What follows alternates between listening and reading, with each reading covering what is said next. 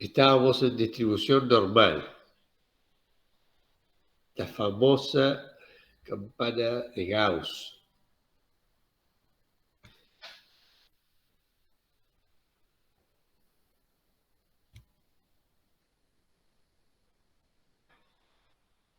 Entonces vimos este modelo matemático, originalmente pensado como curva de error para mediciones de distancia a objetos estelares, a objetos en el espacio. Decimos que los astrónomos al medir, el mismo astrónomo con el mismo instrumento al medir la distancia, por ejemplo, de una estrella, de un cúmulo a la Tierra, obtenía siempre valores diferentes que, llevándolos a un gráfico, daba un tipo de distribución, en ese caso de distancias, de forma acampanada.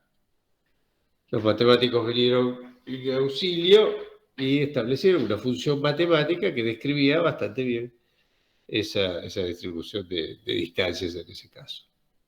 Posteriormente, en especial en la Revolución Francesa, se dieron cuenta que, durante la Revolución Francesa, se dieron cuenta que esa función matemática describía también un montón de situaciones de la realidad. O sea, esa función, esa distribución de probabilidades, describía muy bien muchas situaciones de lo cotidiano, de la realidad.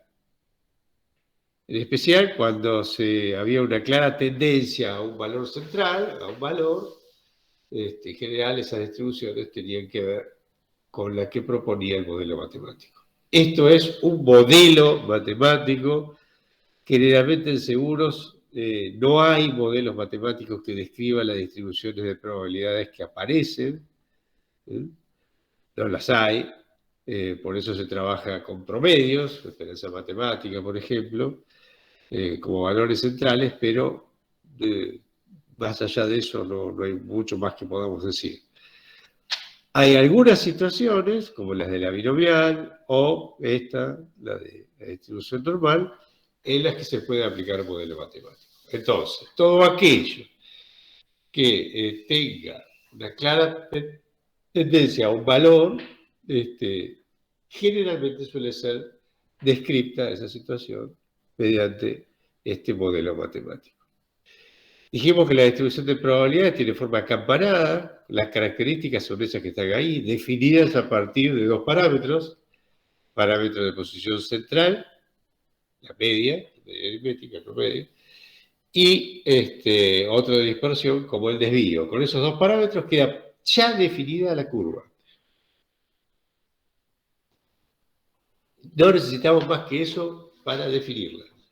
Es más, cada vez que escuchen referirse a un tipo de distribución como esta, a partir de sus parámetros, de la media y el desvío, ustedes inmediatamente, solo con esos dos numeritos, ya conocen la distribución de probabilidades. Y en su cabeza tiene que aparecer esto que está en pantalla. O sea, tienen que visualizar la curva con estos dos parámetros y ya ver perfectamente la distribución de las probabilidades. Por ejemplo, el ejemplo que les di ayer de las botellas de 1 litro, que tienen media 1 litro, con una dispersión, con un desvío de 20 centímetros cúbicos, o sea, tiene 1000 de media y 20 de centímetros cúbicos de desvío. Con esos dos datos, solo con esos dos datos ya tiene que estar viendo en su cabeza la distribución. Y ya saben, por ejemplo, que a partir de la media, 1000, si me voy un desvío para el costado y otro desvío para el otro, o sea, entre 980 y 1020, voy a tener el 68% de las botellas.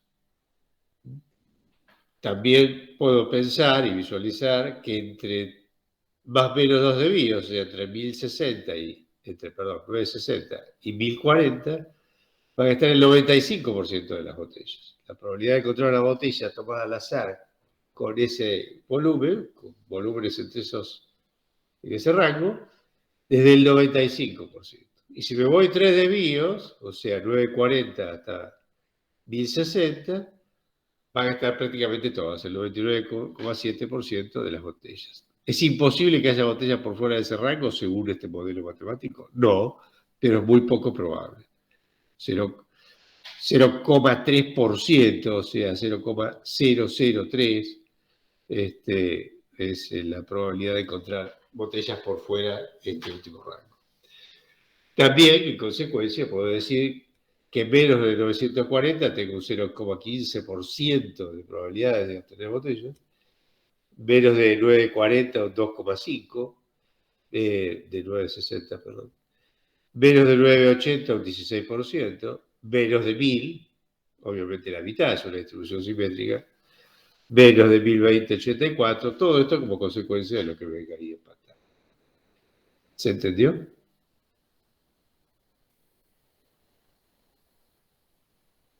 ¿Sí o no? Sí, profe. Bien. Sí, profe.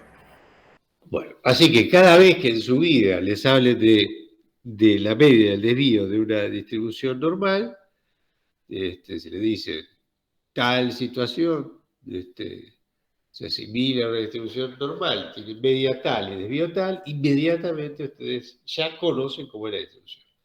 Inmediatamente en su cabeza tiene que aparecer eso que está ahí.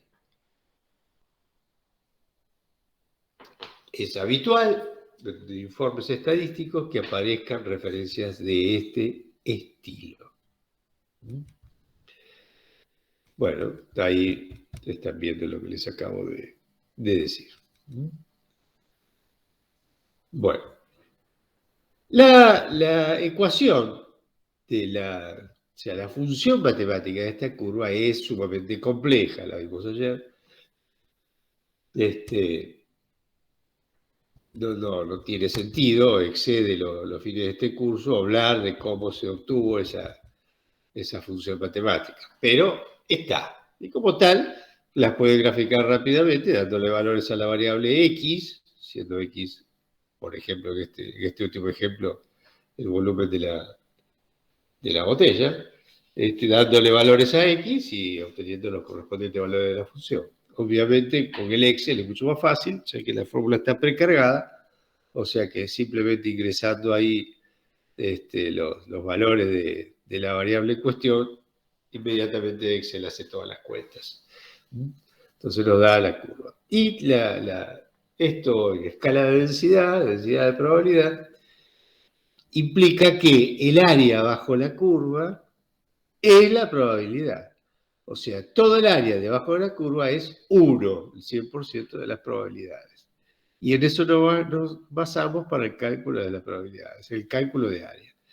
El cálculo de área de una función del área comprendida entre dos valores, por ejemplo, este que está acá y este otro, dos valores A y B cualquiera, el área bajo la curva comprendida entre esos valores, o sea, por ejemplo, si quisiera calcular el área bajo la curva, que es la probabilidad de tener valores entre, en mi ejemplo, 980 y 1020, sería el área que está en azul. ¿Me siguen? ¿Me siguen? Sí. Bueno, si yo pudiese medir esa área, tendría la probabilidad de obtener valores entre 980 y 1020. La totalidad del área bajo la curva es 1, el 100% de las probabilidades. La totalidad del área bajo la curva entre 980 y 1020, en mi ejemplo, será el 68,2%. Ahí la tienes ya calculada porque son, digamos, valores característicos. Profe, Sí. una pregunta. Si queda tiempo en la clase después, ¿podemos repasar el Excel que hacíamos, que ayer a varios no les quedó muy claro? Sí, ahora vamos a ir a eso. Bueno, decía, el área bajo la curva es la probabilidad. Ahora, ¿cómo se calcula eso? Es muy complicado, es una integral y de hecho una integral muy difícil de hacer. Con las integrales se calcula el área bajo las curvas. Ahora, como esas integrales son tan difíciles de hacer incluso para gente avisada en lo matemático, se calculan por tablas, o sea, este es el método antiguo, lo tienen ahí en Excel por si alguno, en uno de los apuntes por si a alguno le interesa verlo. Algunos profesores todavía siguen haciéndolo así, o sea, están tabulados estos resultados.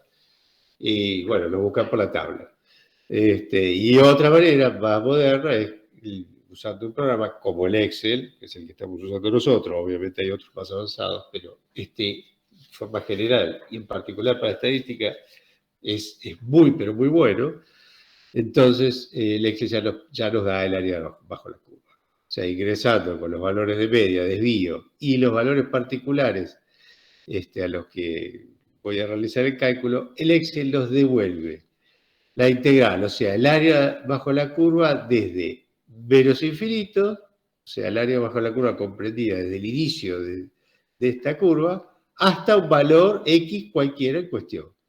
Por ejemplo, si yo quiero calcular la probabilidad de obtener botellas de menos de 1010 centímetros cúbicos, me paro ahí, eso es 1010, el Excel me va a devolver la integral, o sea, el área bajo la curva, o sea, la probabilidad de obtener valores menores a 1010. O sea, el área bajo la curva, desde esta recta, corresponde al 1010, hacia el menos infinito. Todo eso. Es lo único que va a devolver Excel. O sea que cualquier otra pregunta distinta a esas, o sea, que implique conocer el área bajo la curva, o sea, la probabilidad de dos valores intermedios o de valores mayores a tal valor, tendré que ser compuesta a partir de esta probabilidad inicial. O sea, lo único que devuelve, reitero, la probabilidad de obtener valores menores al valor en cuestión. O sea, yo me puedo parar en 1010 y calcular la probabilidad de obtener botellas con menos de 1010. Eso es lo único que devuelve el Excel. Si yo quiero calcular cuál es la probabilidad de obtener botellas de más de 1010 centímetros cúbicos, tengo que empezar a hacer algún cálculo auxiliar. Por ejemplo, hacer 1, la totalidad del área, menos la probabilidad de obtener valores menores a 1010. ¿Me sigue? Sí, vamos ahí. Bien. Bueno, esto es un poco lo que hicimos ayer. Me voy a parar en algunas cuestiones conceptuales para que lo vean desde el inicio. Ahí tienen los pasos, por si alguno, todos los tipos de problemas que pueden llegar a aparecer. Ahí hay un apunte que hice yo al respecto. Pero ahora me interesa ir a esto. Es el primer ejercicio de la actividad 8, donde les daban con una serie de datos, o sea, el cálculo, vamos a comparar la realidad con el modelo matemático. Todo esto que está acá, a ver si me pueden seguir, es la comparación de la realidad con el modelo matemático. Primero vamos a hacer algo que ya hicimos. O sea, acá tienen